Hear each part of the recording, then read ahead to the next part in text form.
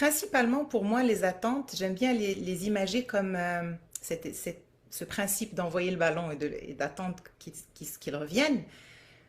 J'aime bien mettre des choses, je suis assez cartésienne et j'aime bien mettre des choses un petit peu plus simplistes pour pouvoir mieux les comprendre peut-être et peut-être pour que je puisse mieux me faire comprendre en réalité.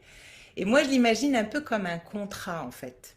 Un contrat dans lequel j'envoie le ballon et l'autre personne doit me renvoyer le ballon. C'est un petit peu ça le contrat que constituent justement ces attentes-là.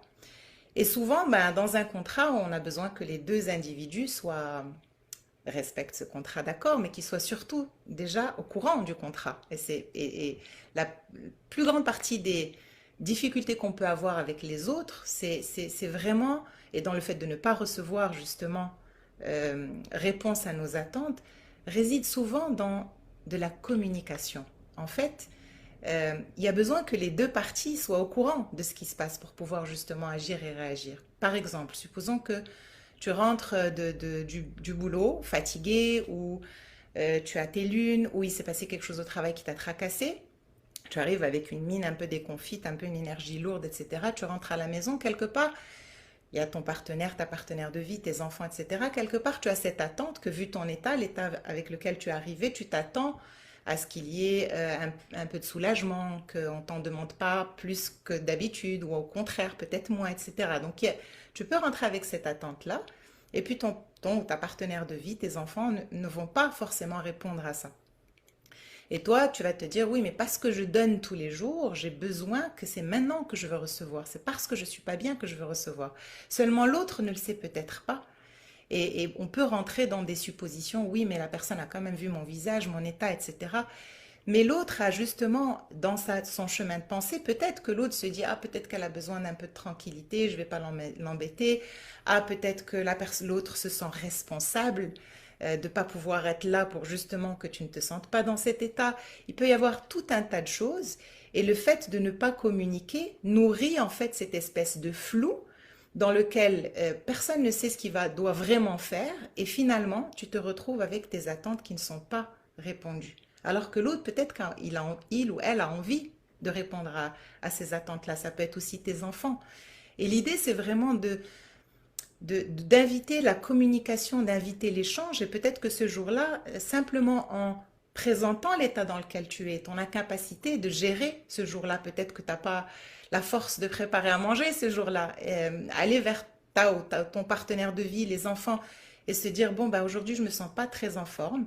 On va commander si vous voulez bien. Et puis, j'ai besoin d'un petit peu de calme. Et voilà, partenaire, est-ce que tu peux t'occuper du bain des enfants? Est-ce que tu peux t'occuper... Bref, il y a le fait de communiquer ouvre un champ de possibles pour que justement ton attente elle soit répondue.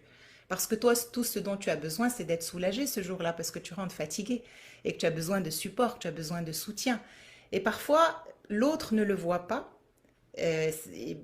Pas parce qu'il n'a pas envie, mais vraiment, et parfois oui, bien sûr.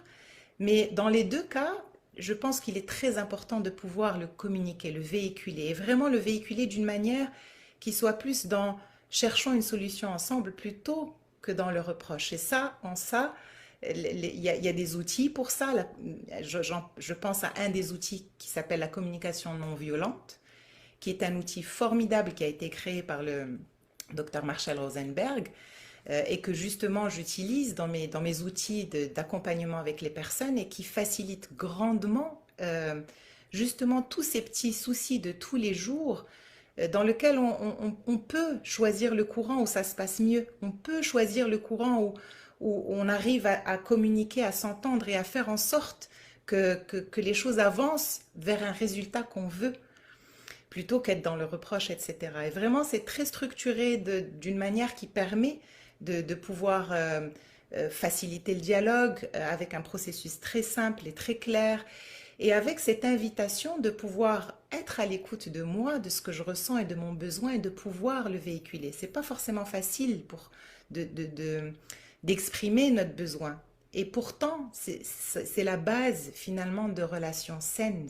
C'est vraiment de pouvoir être là pour pouvoir exprimer ce qu'il y a à l'intérieur parce que sinon on laisse le libre cours aux suppositions, aux malentendus et aux croyances qu'on peut avoir à l'intérieur de nous et ça ne facilite pas nos échanges avec les autres.